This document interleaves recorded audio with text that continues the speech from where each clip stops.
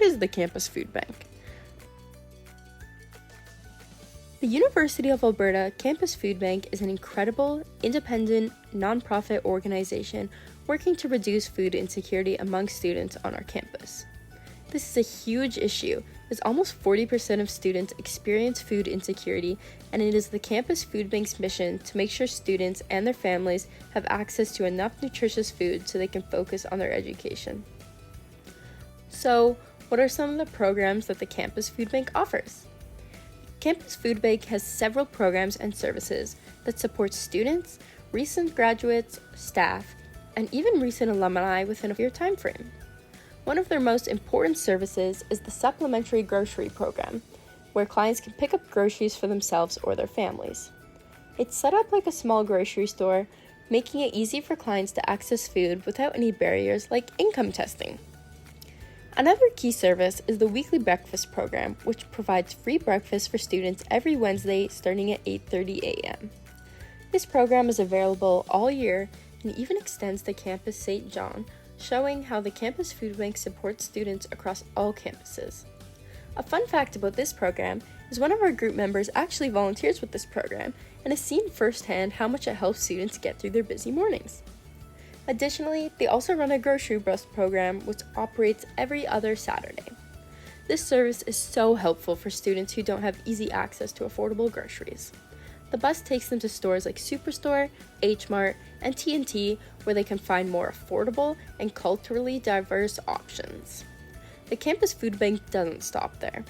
They also organize food drives to collect non-perishable items like their annual trick-or-treat program, and they've recently added a new community pantry in Rutherford Library.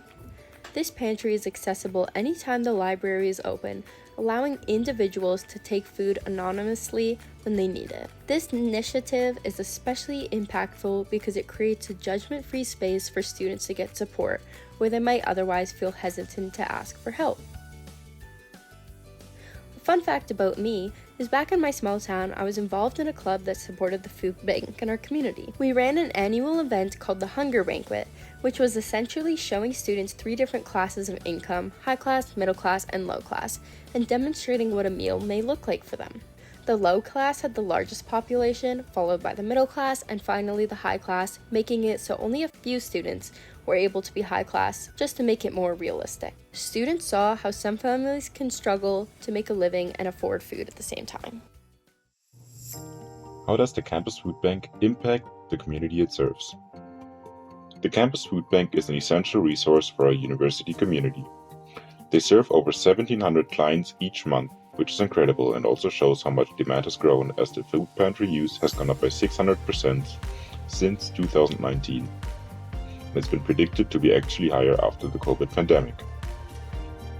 These clients aren't just students, they also include staff, alumni, and their families, many of whom rely on those resources within a year of graduation.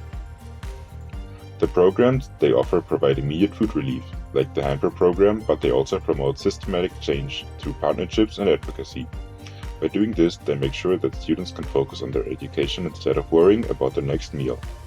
One example of how the Campus Food Bank combats bigger issues is their grocery bus program, which addresses the impact of food deserts on students living on or near campus. A lot of students don't have access to affordable, culturally appropriate groceries nearby, so this program helps bridge that gap. The Campus Food Bank really shows how combining immediate support with long-term advocacy makes a difference in our community. This brings us to our community service learning project, the Food Drive. Our group's main project with the Campus Food Bank was doing the food drive, specifically the annual trick-or-treat program, which is a Halloween-themed food drive. It's a really creative initiative designed to address food insecurity while also making the process fun and engaging. The event was a full-day effort, about 8 hours long, where volunteers dressed in costumes went from door to door collecting non-perishable food donations. After that, we helped sort and organize the donations back at the Campus Food Bank headquarters. We also had additional tasks beyond just the event day itself. For example, we refined collection routes to make them more efficient, hung posters, advertisements to promote the event, and even conducted interviews with the head of the Campus Food Bank users to really understand how these programs impact students' life. How was the project implemented? The trick-or-treat program took a lot of planning and teamwork. In the weeks leading up to the event, our group worked together to distribute posters around campus and in the neighborhoods where collections would take place. This helped raise awareness and recruit volunteers. On the day of the event, everything was organized into steps to make sure that everything ran smoothly. Volunteers were assigned roles like navigating routes, collecting donations, or sorting food back at the office. We predetermined routes to maximize efficiency, focusing on areas where we knew we had the best chances of success. Dressing up in costumes made it fun, but it also encouraged more participation from the community. We all had fun headbands to wear on a colder day and held up large bags to collect food. What were some of the problems our project intended to address? Our project with the Campus Food Bank aimed to address some serious challenges that impact both students and the broader university community. Food insecurity is a growing issue, with many students forced to choose between buying groceries and continuing their education. This problem has only been made worse by inflation and rising living costs. Our goal was to help ease this burden so students could focus on their studies without worrying about their next meal. One of the key issues we tackled was the inefficiency in previous food drives. Routes often included areas like apartment complexes or commercial zones, which aren't ideal for door-to-door collection. This limited the amount of food collected. On top of that, the campus food bank frequently faces higher demand during critical times, like the winter semester. When many students are under financial strain, diversifying and increasing donations was essential to ensure the pantry could meet these needs. How did our project address these issues? Our Trick or Treat program tackled these challenges in a few different ways. First, the food drive helped restock the campus food bank with non-perishable donations at a critical time. Second, we refined the collection routes to focus on areas with better accessibility and higher residential density. This made the process more efficient and ensured volunteers could collect more food in less time. We also made the event fun by dressing up in Halloween costumes, which encouraged more community participation. It wasn't just about collecting food. We also started important conversations with donors, raising awareness about food insecurity to help establish a connection with members of our community. It was really heartwarming to see those who were able to help contribute provide us with what they could. Those who weren't able to contribute gave us their full support and heartfelt words of encouragement. So, what was the end result? Was the trick-or-treat event enough to address these challenges? Our project resulted in several key outputs. First, we collected a significant amount of non-perishable food items which were stocked and prepared for students to pick up through the campus food bank. Second, we helped hang new posters and advertisements to promote campus food bank programs and raise awareness about food insecurity on campus. But that's not where it ends.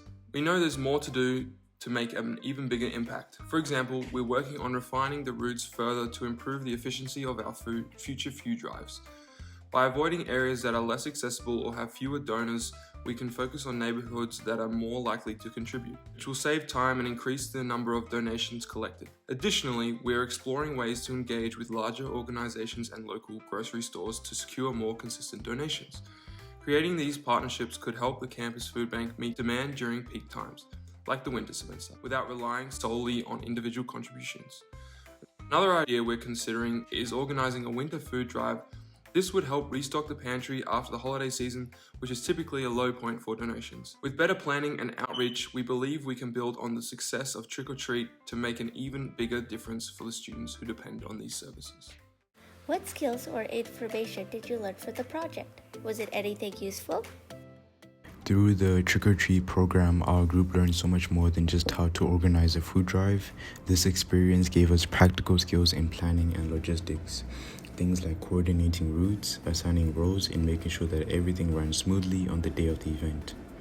But beyond the logistics, one of the biggest takeaways for us was how important communication and outreach are.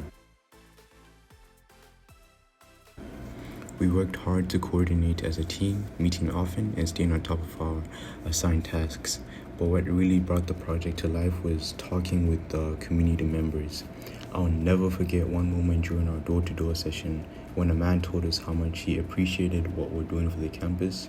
He wanted to donate but couldn't afford to because of how badly inflation had hit his family. He even said he blames the government for the situation and felt terrible for others in the same position. That conversation really stuck with us. It was a reminder of how widespread these struggles are, even among people who genuinely want to help. It taught us a lot about empathy and gave us a better understanding of how economic pressures affect people in different ways. One of the most challenging parts of this project was preparing to make an elevator pitch at every door. We knew there was always a chance of rejection, so we had to balance being respectful of people's circumstances while still communicating the urgency of supporting the campus food bank. Every interaction felt like an opportunity to connect, but it also came with its own sort of nerves and uncertainty. This process really taught us persistence on how to keep going even when many houses didn't answer or when progress seemed slow. There were times when we got little to no donations just given the circumstances of inflation, times where people weren't home, or when people didn't want solicitors to ring their doorbell. It also showed us how important it is to adapt. Each conversation was different and we had to adjust our tone and our approach depending on who answered the door. That ability to stay flexible and to respond to people in a way that resonated with them was one of the most valuable skills we took away from this project. By the end of the day, these interactions become more than just a way to collect donations. They were also like a chance to listen, connect, and advocate for a cause that affects so many members in our campus community. That ability to adapt, connect, and keep going is a skill that I think will stay with us and was the most rewarding part of our event. How does this relate to some of the class concepts that we've talked about in class? The concept of food insecurity from our class was directly connected to our project and really changed the way that we saw some of these issues. At first, we thought of food insecurity as just a lack of access to nutritious foods. But through the trick-or-treat program, we learned how personal and systemic some of these challenges can be. For example, similar to the man who told us during the food drive that he appreciated what we were doing, he wasn't able to donate because of inflation and it had made it impossible to feed even himself and his own family. That moment showed us how rising costs and the lack of financial support makes food security difficult for not just the students, but the entire community. It's not just about individuals, it's about the systems and barriers in place that create these challenges. Another concept that was briefly talked about was food deserts, which refers to an area where affordable, nutritious food is difficult to access. This directly ties to the Campus Food Bank's grocery bus program, which helps students get to low-cost grocery stores like Superstore and T&T. Without it, many students would have limited options due to the lack of transportation or the high cost of nearby grocery stores. We also applied the concept of food swamps, where unhealthy, low-cost food options typically dominated areas where students lived. This shaped our approach to donations during the trick-or-treat event. Instead of focusing on any kind of food, we prioritized collecting non-perishable staples like rice, pasta, and canned beans, high-protein items like tuna and peanut butter. We also highlighted culturally inclusive foods, ensuring that the donations reflect the diverse community that the Campus Food Bank serves. Lastly, we connected this work to Rawls' difference principle, which emphasizes that inequalities are acceptable only if they improve the situation of the worst off. Programs like the Campus Food Bank embody this principle by ensuring that students facing economic challenges have access to basic necessities, like food, that allows them to focus on their education. The trick-or-treat event wasn't just about collecting food, it was about helping to address these systemic inequalities and improve the conditions for those who need it most.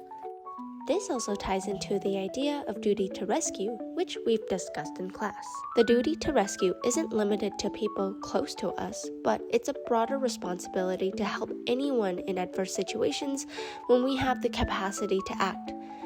Through trick-or-treat, we saw this sense of responsibility in action. Community members, even those facing their own challenges, were able to contribute what they could because they recognized the importance of helping others. Through this project, we didn't just learn about food insecurity, we experienced its complexities firsthand.